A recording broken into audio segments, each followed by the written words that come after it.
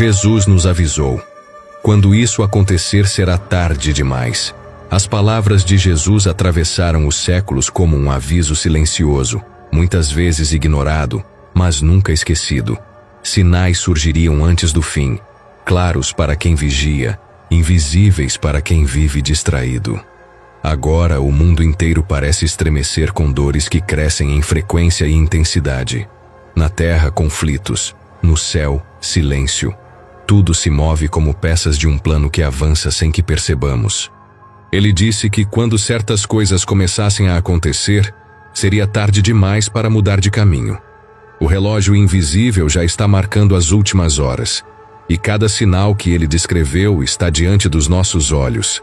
Há uma advertência antiga ecoando pelas Escrituras que muitos já não percebem.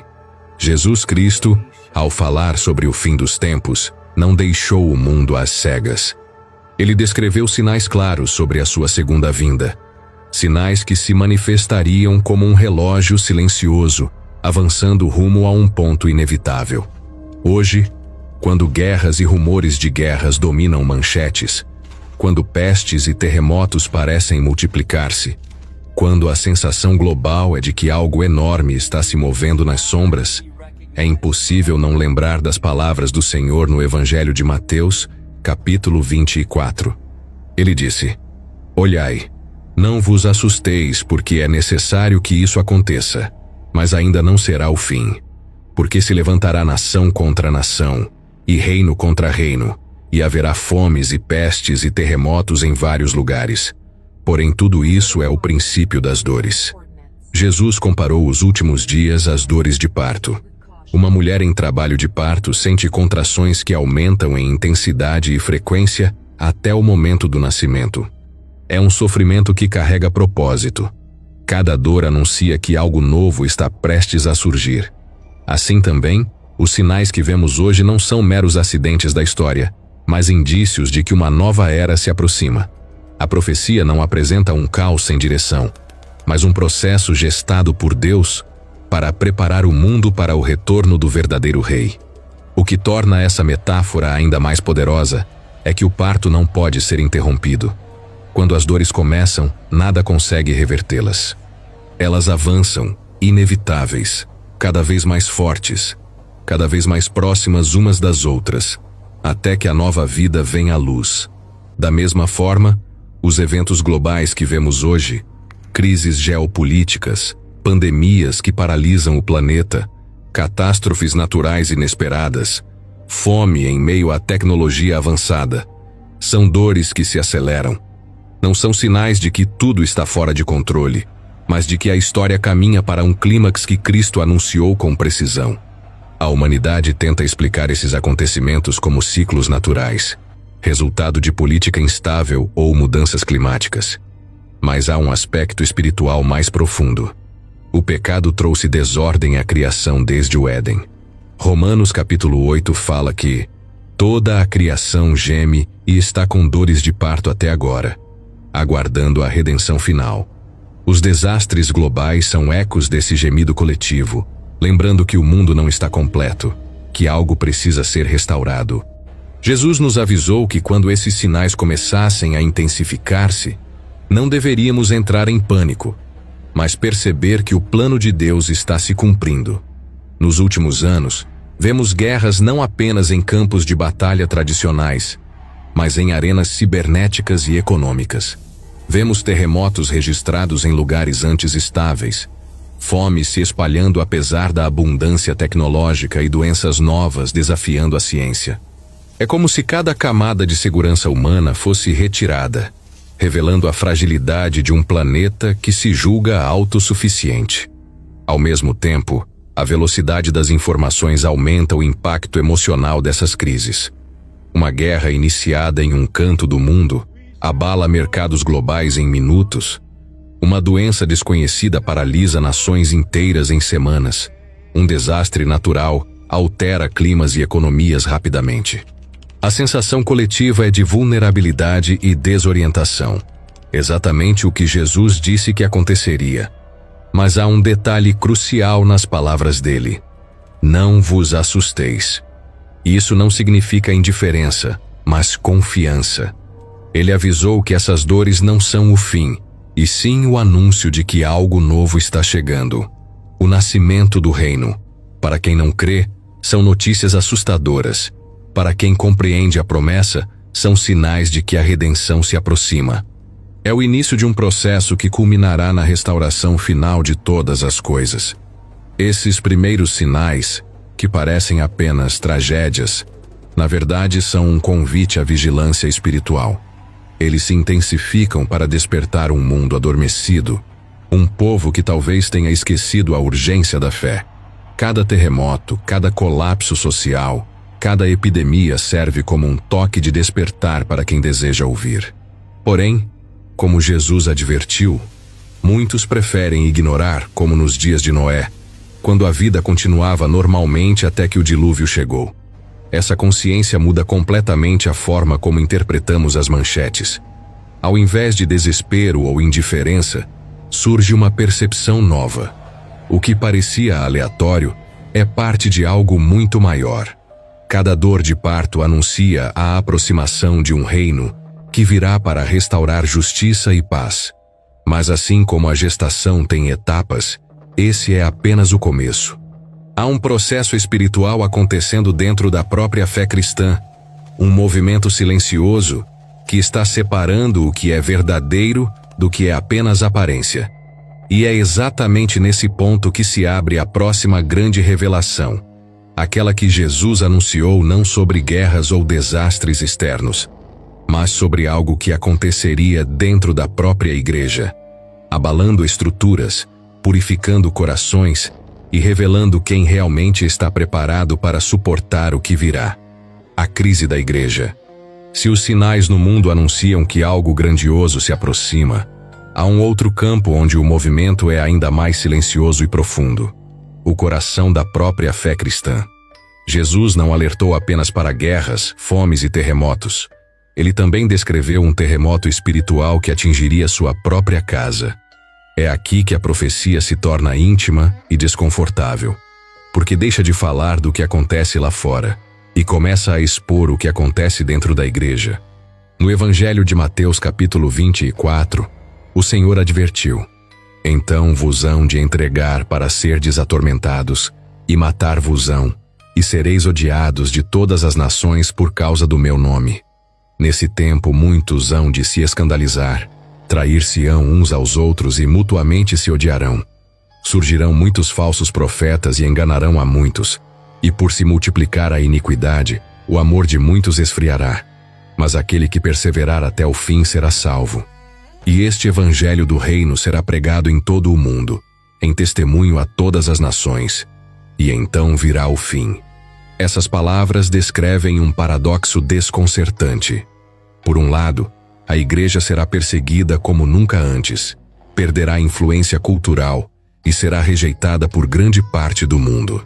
Por outro lado, será exatamente nesse ambiente hostil que ela se tornará mais pura, mais autêntica e mais poderosa espiritualmente.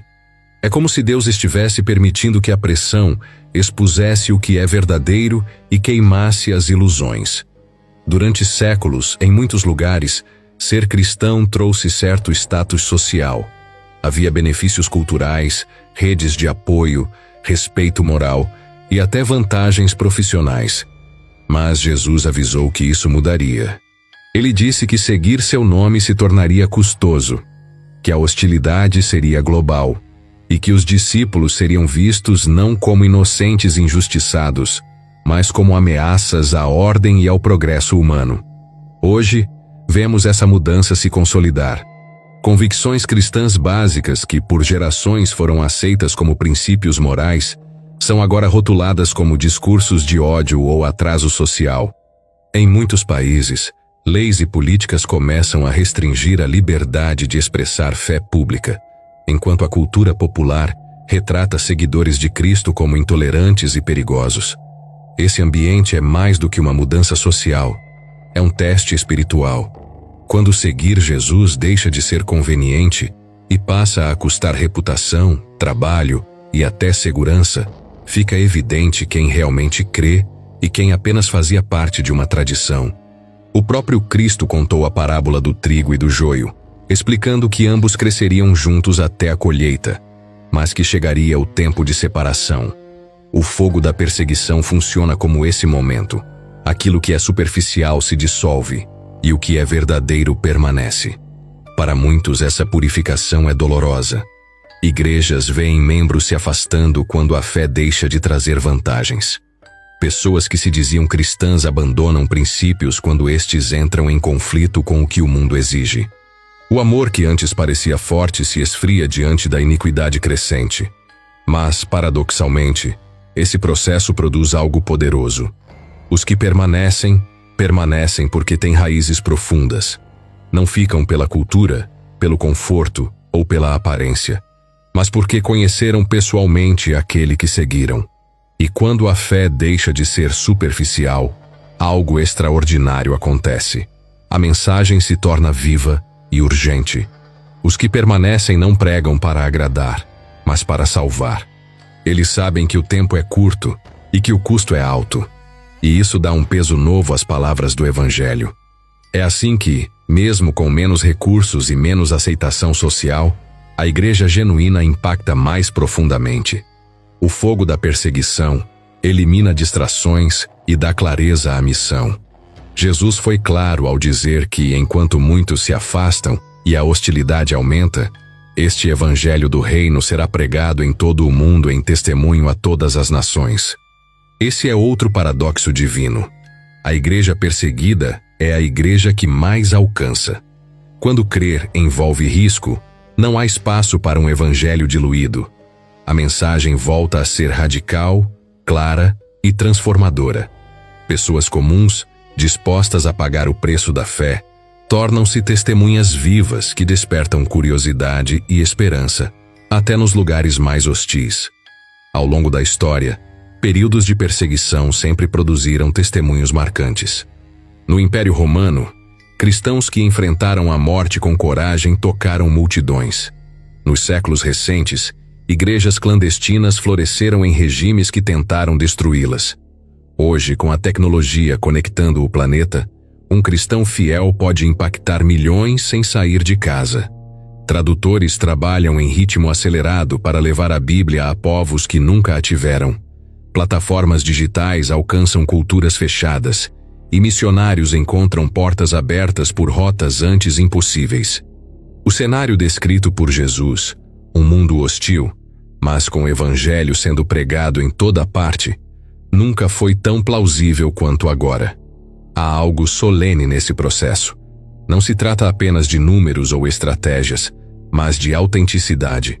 O mundo assiste a fé sendo testada e testemunha pessoas que não se curvam diante da pressão.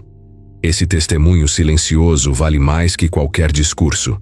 É por isso que a perseguição, embora dolorosa, fortalece a mensagem. Ela retira máscaras, revela motivações e dá poder àquilo que é verdadeiro.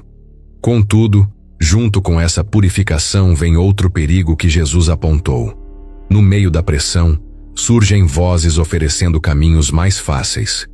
Elas falam a linguagem da fé, prometem alívio, pregam um cristianismo sem cruz e sem renúncia. São os falsos profetas que se levantam em tempos de crise, seduzindo corações cansados. É aqui que a narrativa ganha um tom ainda mais urgente, pois o próximo grande sinal não vem de fora nem apenas da perseguição, mas do engano que se infiltra e promete salvação sem obediência, paz sem verdade e esperança sem Cristo. O engano final, falsos profetas e a sedução da mentira. Quando a fé é provada pelo fogo e apenas o que é genuíno permanece, surge um terreno fértil para algo ainda mais perigoso do que a perseguição aberta, o engano sutil. Jesus alertou com insistência que nos últimos dias, muitos falsos profetas se levantarão e enganarão a muitos. Mateus capítulo 24, versículo 11. O aviso não era sobre líderes estranhos, facilmente reconhecíveis como charlatães, mas sobre mestres carismáticos que usariam a linguagem da fé para conduzir multidões por caminhos que parecem seguros, mas afastam de Cristo. Ao longo da história, falsos mestres existiram. Mas Jesus fala de um aumento exponencial na reta final. O cenário descrito por ele é de uma época em que seguir o verdadeiro evangelho se torna custoso e onde o coração humano busca desesperadamente uma alternativa mais fácil. É nesse contexto que surgem vozes sedutoras, oferecendo um cristianismo sem arrependimento, uma espiritualidade sem cruz, uma esperança que não exige entrega. Eles não aparecem vestidos de inimigos, vestem a aparência de pastores, usam palavras bíblicas e, muitas vezes, têm um discurso que soa compassivo e moderno. A estratégia é sutil, misturar verdade com mentira. Esses mestres citam passagens das Escrituras, falam sobre amor, inclusão, propósito, mas lentamente distorcem o significado central do Evangelho. Apresentam um Cristo reduzido a conselheiro moral ou símbolo de aceitação universal. Não o Filho de Deus que exige arrependimento e oferece salvação mediante graça e transformação. Pregam progresso humano como solução final. Anunciam paz sem confronto com o pecado e um futuro promissor sem a necessidade de submissão a Deus. Essa sedução é poderosa porque atende ao desejo natural do coração de evitar sofrimento. Em tempos de perseguição e instabilidade, qualquer mensagem que prometa alívio parece atraente. Quando seguir Cristo custa relacionamentos, emprego e segurança, ouvir que tudo ficará bem sem renúncia parece um bálsamo. É nesse ponto que muitos trocam a verdade pela conveniência. O apóstolo Paulo alertou que virá tempo em que não suportarão a sã doutrina, mas tendo comichão nos ouvidos, amontoarão para si mestres conforme as suas próprias cobiças. 2 Timóteo capítulo 4, versículo 3. Além do desejo de conforto, existe outra força alimentando esse engano: a admiração pelo sucesso humano. Falsos líderes frequentemente apresentam conquistas impressionantes, popularidade, influência política, prosperidade material. Multidões associam tais sinais à bênção divina e acreditam que essa seja a prova de que sua mensagem é verdadeira. Mas o próprio Cristo advertiu que muitos fariam milagres e sinais em seu nome, e ainda assim, não seriam reconhecidos por ele. Mateus capítulo 7, versículo 22. No ambiente digital, o engano ganha alcance inédito. Vozes podem alcançar milhões em segundos, espalhando doutrinas que diluem a mensagem de arrependimento. A cultura de consumo rápido favorece ensinamentos que soam positivos e fáceis de absorver, mas que removem o peso da verdade. Palavras bem produzidas, vídeos inspiradores, mensagens motivacionais, tudo pode se tornar um canal para doutrinas que afastam do verdadeiro evangelho. A aparência de luz é tão convincente que apenas quem está profundamente enraizado nas Escrituras consegue discernir. Jesus sabia que esse seria um dos maiores testes da geração final. Ele não disse apenas para estarmos atentos aos sinais externos, mas para não sermos enganados. Em Mateus capítulo 24, antes mesmo de falar de guerras e catástrofes, ele advertiu: acautelai-vos que ninguém vos engane. O engano espiritual precede os maiores eventos do fim, porque prepara corações para aceitar o falso Salvador, que surgirá com promessas de paz e unidade mundial. É importante perceber que esses falsos mestres não apenas distorcem doutrina, eles moldam mentalidades, incentivam uma fé centrada no homem, na autossuficiência, na ideia de que o ser humano pode resolver seus próprios problemas sem depender de Cristo. Criam uma expectativa de redenção por meio de líderes carismáticos, progresso social e soluções tecnológicas, deslocando gradualmente a esperança do retorno de Jesus para conquistas humanas. Ao mesmo tempo, enquanto essa sedução cresce, outro movimento silencioso avança. O palco do mundo começa a ser preparado para um personagem que trará respostas globais, pacificará conflitos históricos e conquistará confiança universal. Ele virá não como um tirano declarado, mas como um líder capaz de unir nações e religiões em torno de uma promessa de paz e prosperidade. Os falsos profetas pavimentam o caminho para que ele seja recebido sem resistência, pois já terão ensinado milhões a buscar soluções humanas e a desconfiar do Cristo verdadeiro. Assim, o engano final não é apenas uma série de falsas doutrinas. É uma preparação psicológica e espiritual para o maior impostor que o mundo já verá. Jesus chamou atenção para isso ao conectar os falsos profetas com os acontecimentos em Jerusalém que viriam depois. Quem sucumbe a esses ensinos acabará incapaz de discernir quando um líder aparentemente perfeito surgir oferecendo a tão sonhada estabilidade mundial. Enquanto as dores de parto se intensificam e a igreja é purificada pela perseguição, o mundo espiritual se reorganiza para um momento decisivo. A manipulação das massas, o desejo por paz a qualquer custo e a redefinição da verdade criam o ambiente ideal para que um pacto inédito seja firmado em um ponto específico do planeta. Tudo converge para Jerusalém, a cidade que carrega sobre si séculos de promessas, conflitos e esperança messiânica. É para lá que o olhar profético de Jesus nos conduz agora, quando o tabuleiro da história se alinha silenciosamente para o próximo e mais inquietante sinal. Jerusalém no centro do tabuleiro profético. Toda a narrativa bíblica converge para um ponto específico do mapa: Jerusalém. Ao longo de milênios, reis e impérios disputaram seu território. Mas as Escrituras revelam que não é apenas um conflito político. É um campo espiritual onde a história humana e o plano divino se entrelaçam. Jesus, ao anunciar os sinais do fim, não falou apenas de guerras globais ou enganos sutis. Ele direcionou os olhos para essa cidade quando declarou: "Quando, pois, virdes o abominável da desolação, de que falou o profeta Daniel, no lugar santo, quem lê, entenda. Então os que estiverem na Judéia fujam para os montes." Mateus capítulo 24, versículo 15. Por séculos, essa advertência pareceu impossível de ser cumprida. Em 70 depois de Cristo, o exército romano destruiu completamente o templo que era o centro do culto judaico. Desde então, nenhuma geração pôde imaginar um terceiro templo erguido no mesmo monte. A cidade passou por mãos romanas, bizantinas, muçulmanas, cruzadas, otomanas e britânicas. Por quase 2000 anos, Jerusalém esteve distante do controle judaico, e a ideia de restaurar o templo parecia um sonho distante, preso às páginas da história. Mas algo mudou de forma dramática no século XX.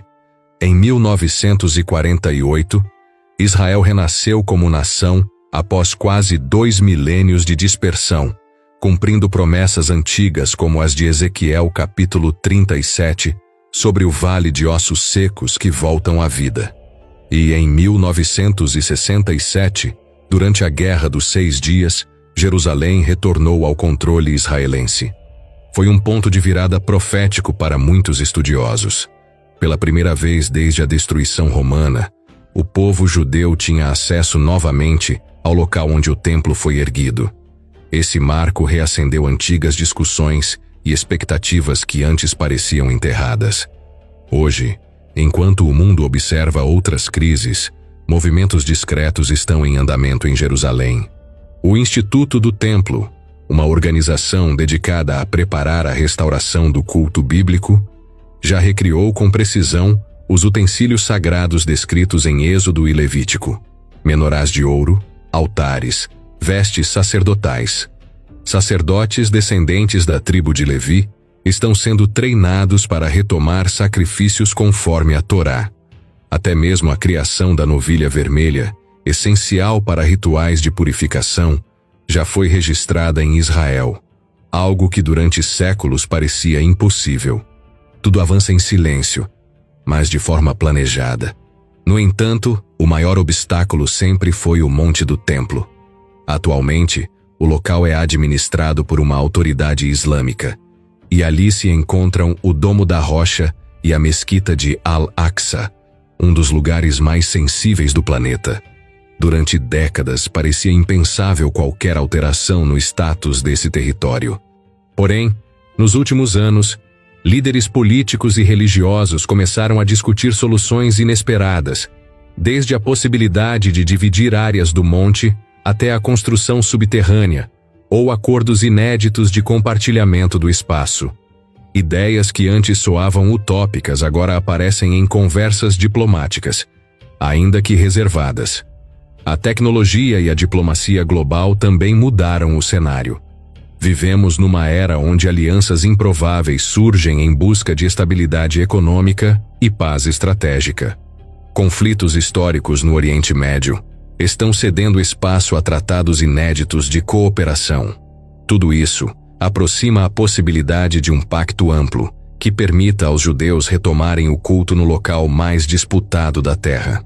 O que parecia impossível por séculos hoje é assunto de reuniões silenciosas, como peças sendo colocadas com precisão num tabuleiro que o mundo não percebe. A espiritualidade judaica também experimenta um renascimento ligado ao templo. Jovens estudam novamente as leis do culto levítico. Rabinos preparam liturgias que não eram praticadas há quase 2000 anos, e comunidades aguardam a chance de restaurar sacrifícios conforme descrito em Levítico. Esse despertar espiritual, aliado ao contexto político, forma um quadro que antes soaria improvável, mas que agora se torna plausível. O que Jesus anunciou, a necessidade de um lugar santo para o evento decisivo, não é mais uma ideia distante, é algo que pode se concretizar diante de nossos olhos. Essa convergência não é apenas histórica, é profundamente espiritual. Jerusalém sempre foi o palco onde Deus afirmou seu nome. Foi lá que Abraão subiu para sacrificar Isaque, onde Salomão construiu o templo, onde Cristo foi crucificado e ressuscitou. E é lá que, segundo profetas como Zacarias capítulo 14, o Messias colocará seus pés quando retornar. Não é por acaso que a cidade se tornou o centro de conflitos espirituais e políticos. Ela é o epicentro de uma guerra invisível que transcende fronteiras humanas. À medida que as nações se agitam e soluções diplomáticas surgem, cresce a expectativa de que um líder global apareça como mediador, capaz de firmar um pacto de paz que finalmente garanta segurança e liberdade religiosa na região.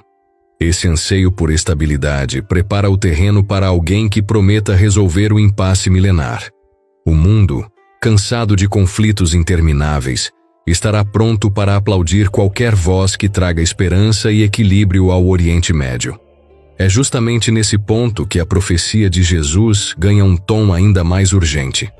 Ele não apenas anunciou que Jerusalém seria o centro, mas alertou que quando certas condições se unissem, controle judaico, templo restaurado e um acordo político abrangente, algo marcaria o início do período mais sombrio da história humana.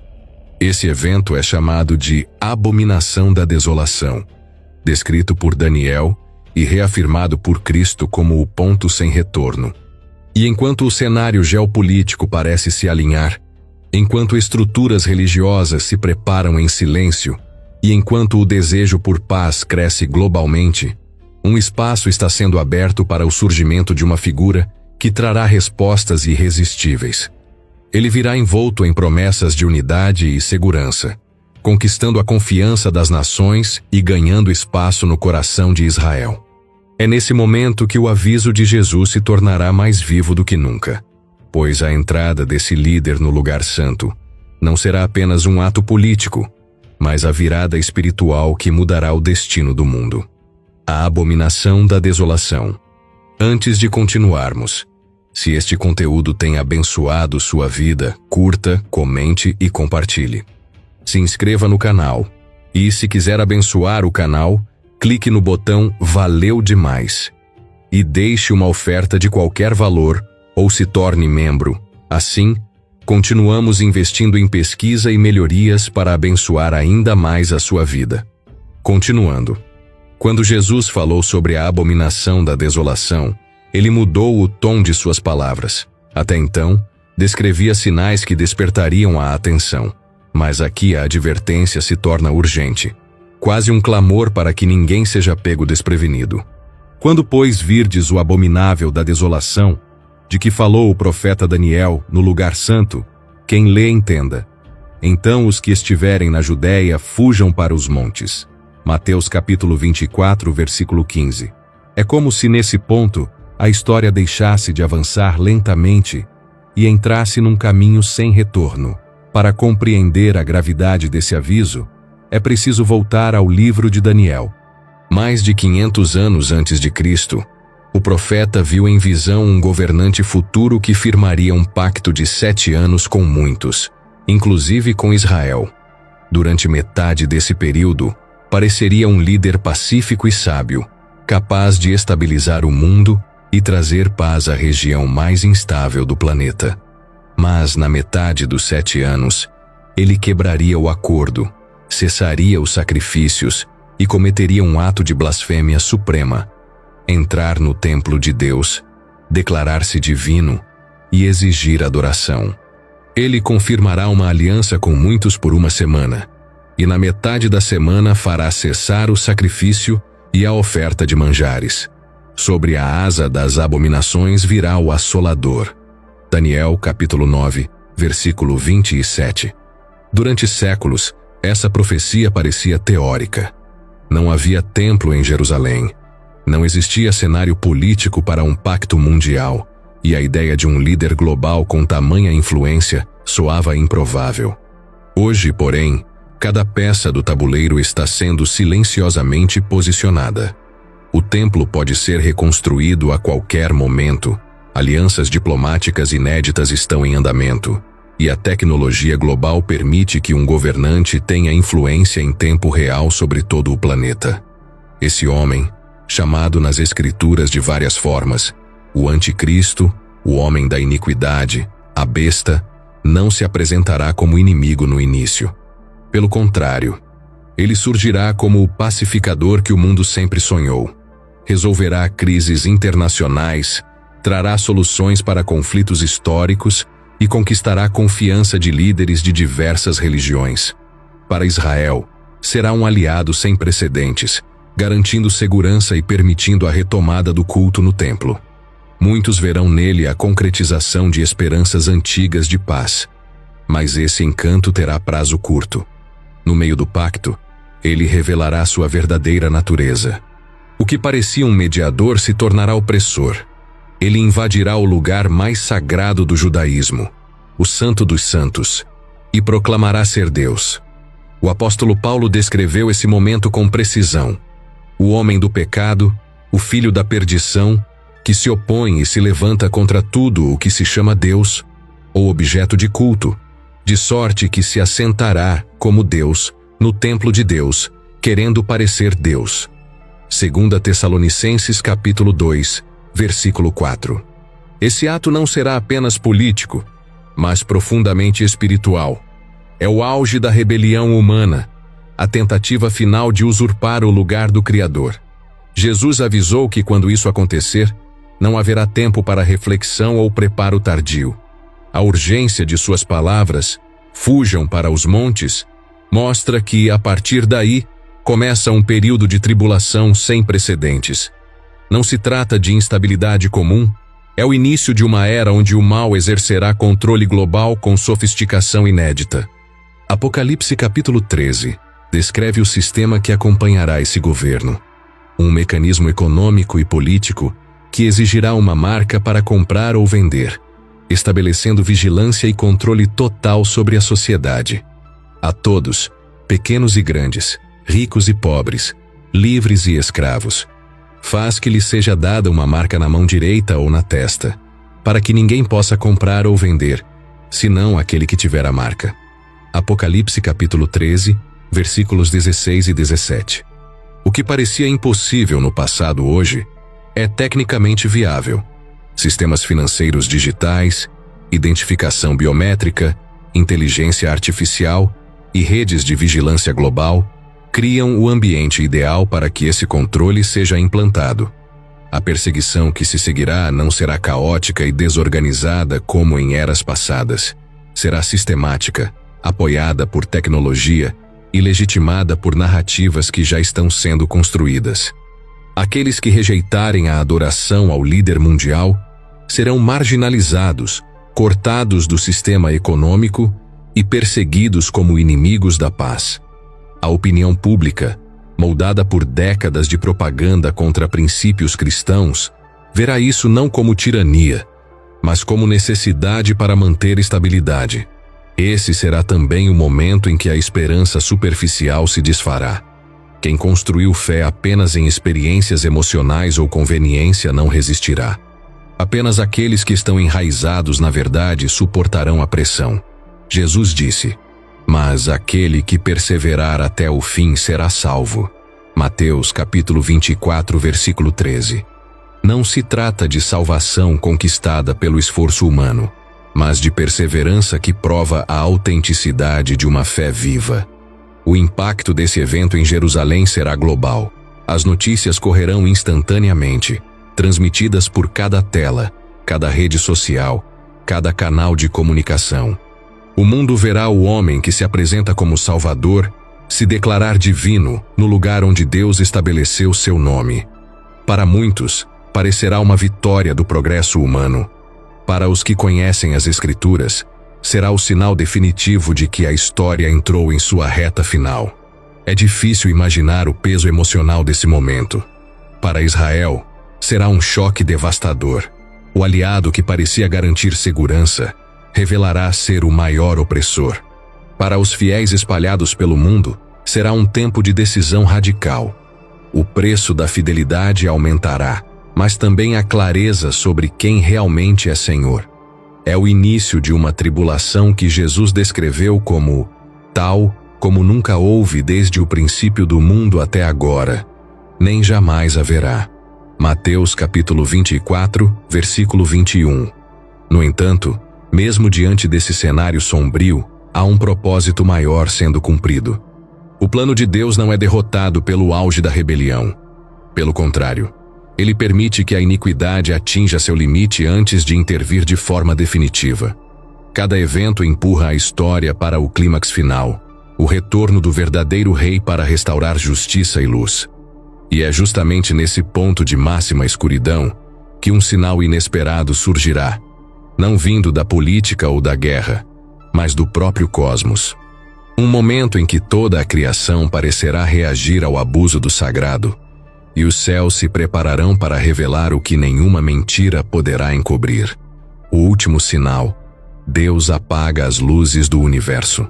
Após o momento em que o homem da iniquidade se levanta no lugar santo, a narrativa profética alcança um patamar que ultrapassa a política e a guerra.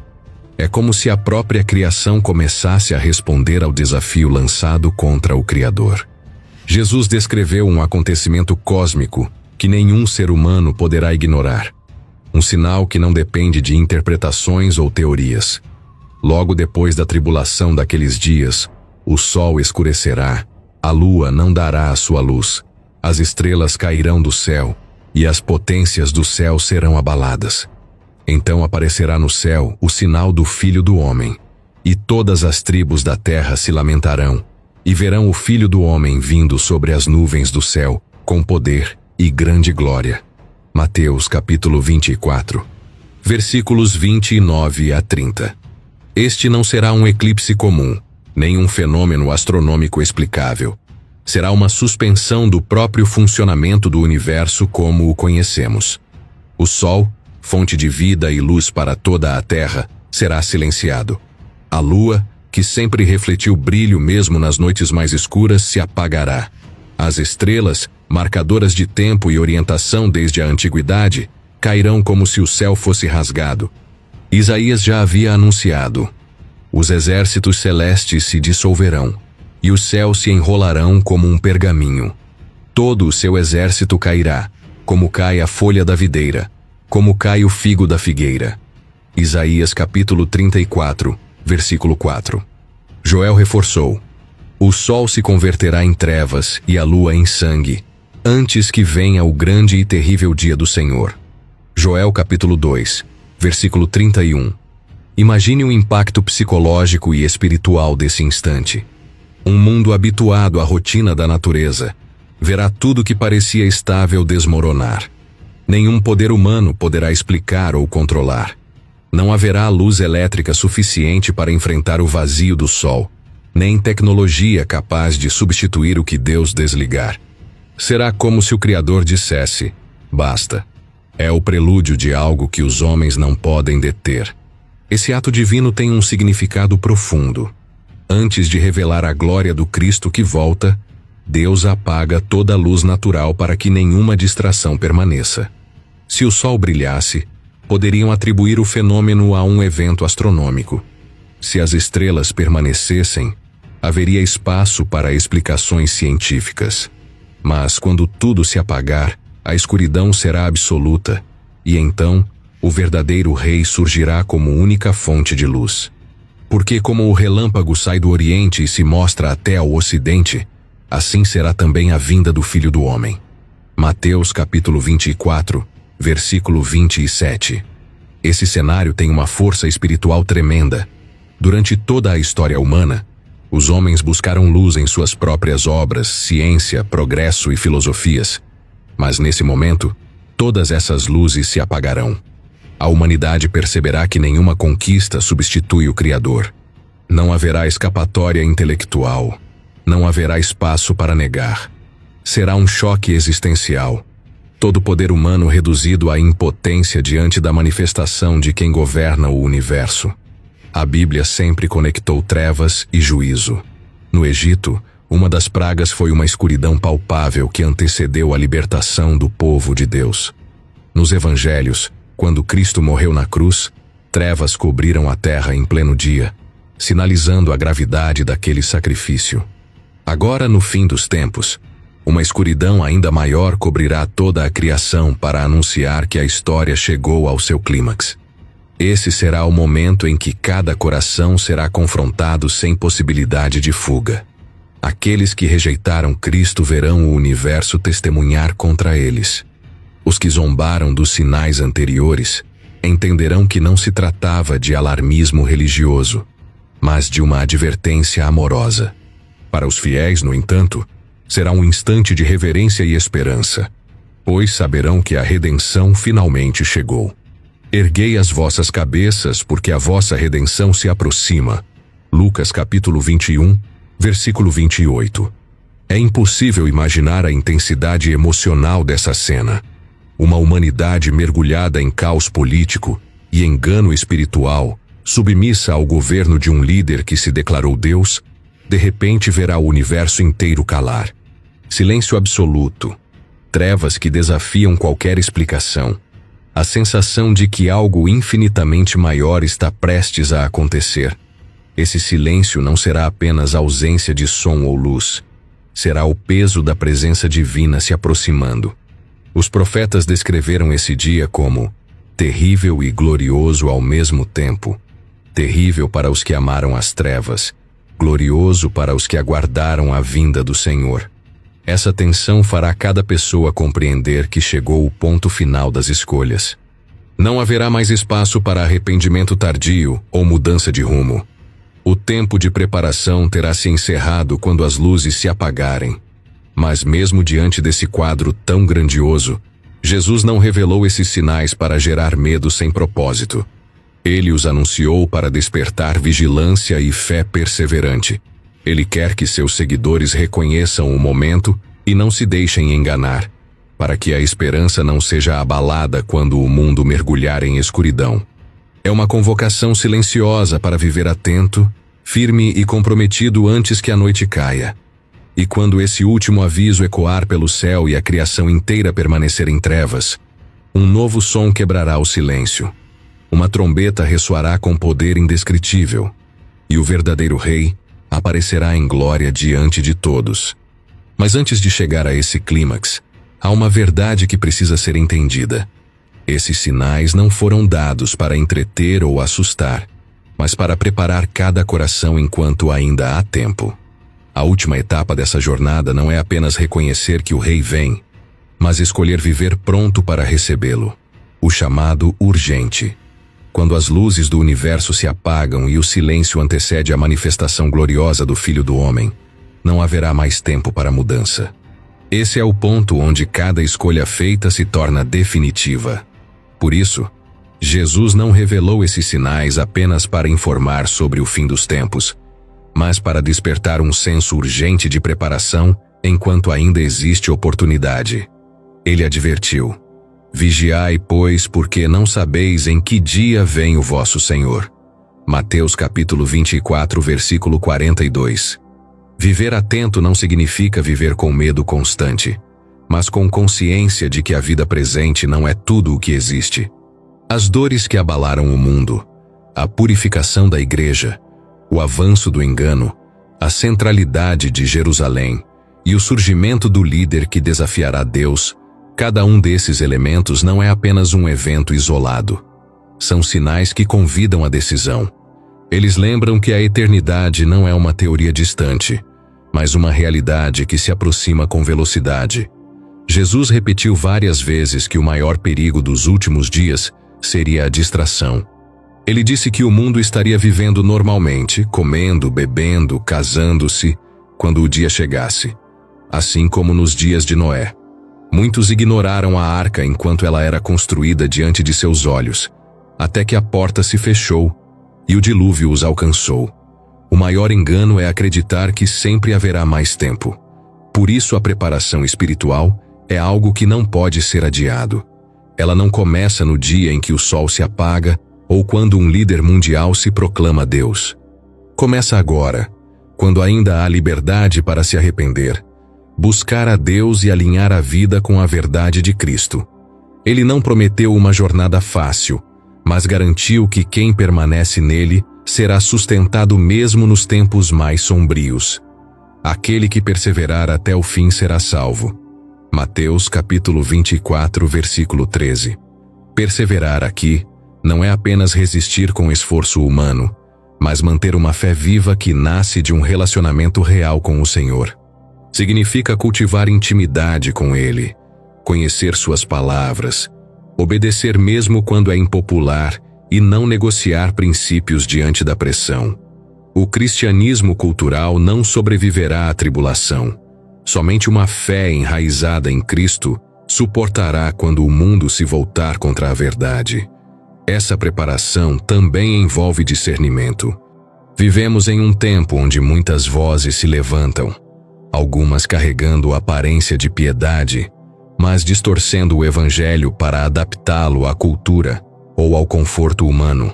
Conhecer as Escrituras e ser guiado pelo Espírito Santo é vital para não ser seduzido por mensagens que prometem paz sem cruz e salvação sem arrependimento. Jesus alertou: acautelai-vos, que ninguém vos engane. Mateus capítulo 24, versículo 4. Outro aspecto fundamental é não viver dominado pelo medo. Jesus foi claro ao dizer: não vos assusteis. Mateus capítulo 24, versículo 6. Embora os sinais sejam graves e os tempos difíceis, para quem pertence a Cristo, eles são lembretes de que a redenção está próxima. É um chamado a viver com esperança, sabendo que a história não termina em caos, mas na vitória do Rei que volta para restaurar justiça e paz. Ao mesmo tempo, essa esperança não pode se transformar em passividade. Cristo não nos chamou para aguardar de braços cruzados, mas para sermos ativos na missão, enquanto há tempo. Ele disse que o evangelho do reino será pregado em todo o mundo antes do fim. Mateus capítulo 24, versículo 14. Cada oportunidade de compartilhar a verdade, amar com sinceridade e viver com integridade, conta.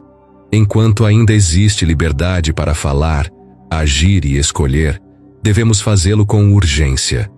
Essa urgência não é pânico, é consciência de propósito. O tempo é um recurso que se esgota. Cada geração teve suas oportunidades, mas a nossa vive um alinhamento de sinais sem precedentes. Guerras se intensificam, crises globais aceleram, a fé é testada como nunca. Jerusalém se prepara silenciosamente para eventos que antes pareciam impossíveis, e a tecnologia já pode sustentar um controle mundial que os profetas descreveram há milênios. Ignorar isso é viver como se nada estivesse acontecendo, quando tudo está gritando que o relógio avança. Mas há também um convite de esperança.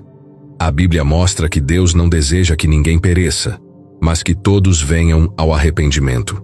O próprio Cristo chorou sobre Jerusalém porque queria reunir seus filhos como uma galinha junta os pintinhos debaixo das asas.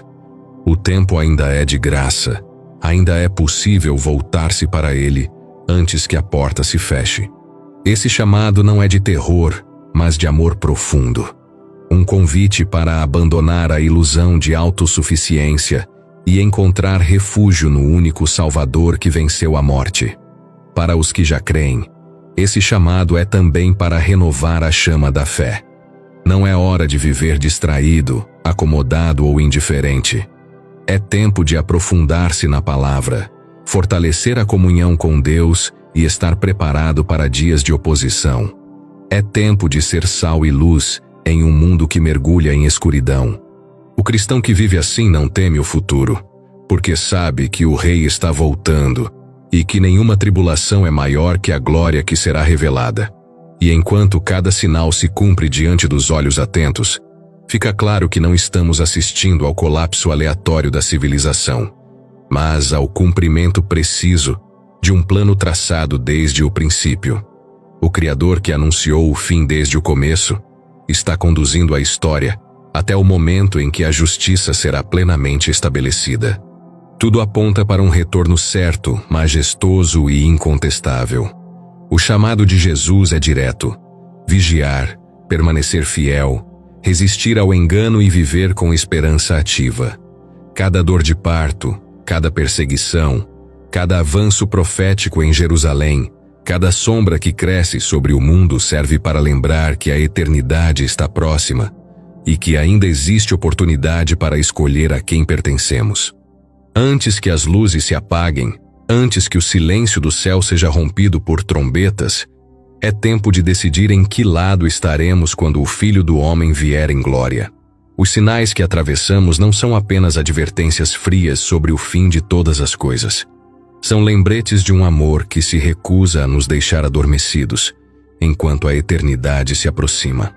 Cada dor que sacode o mundo, cada crise que purifica a igreja, cada voz enganosa que tenta seduzir, cada movimento silencioso em Jerusalém e até mesmo a escuridão que um dia cobrirá os céus, apontam para um único fato: Jesus Cristo é o centro da história e o Senhor do futuro.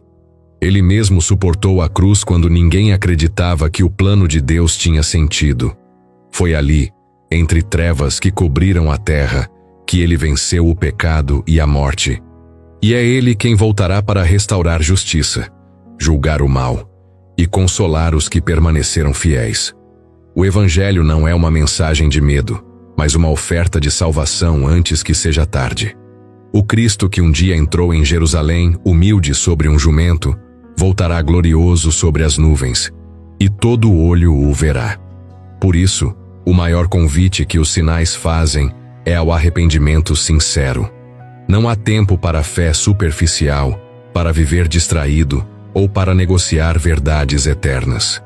A graça ainda está aberta hoje, mas nenhum de nós sabe até quando. O Senhor chama com paciência e amor, desejando que cada coração desperto volte para casa antes que o dia final chegue. Se você ouviu essa mensagem e percebe que precisa se reconciliar com Jesus Cristo, se afastou dos caminhos dele, ou deseja começar uma nova vida entregue ao Salvador que morreu e ressuscitou para lhe dar esperança eterna, não ignore este momento. É agora, enquanto há luz, que se pode escolher. Comente aqui embaixo com fé e sinceridade: eu te aceito, Senhor Jesus, como meu único e suficiente Senhor e Salvador da minha vida. Se você já pertence a Cristo, escreva Amém como testemunho vivo de que está esperando o Rei com esperança firme. Esse simples ato ajuda esta mensagem a alcançar mais pessoas e desperta corações que talvez ainda estejam em dúvida. O tempo está avançando. Cada sinal cumprido é um lembrete de que a história não é um acaso, mas a preparação para o retorno de quem venceu a morte. Hoje é dia de abrir os olhos, de alinhar a vida à verdade, de encontrar descanso e propósito em Cristo antes que a noite definitiva caia. Ainda há graça, ainda há esperança, ainda é tempo de voltar para o Salvador que prometeu vir buscar os que são seus. Até a próxima!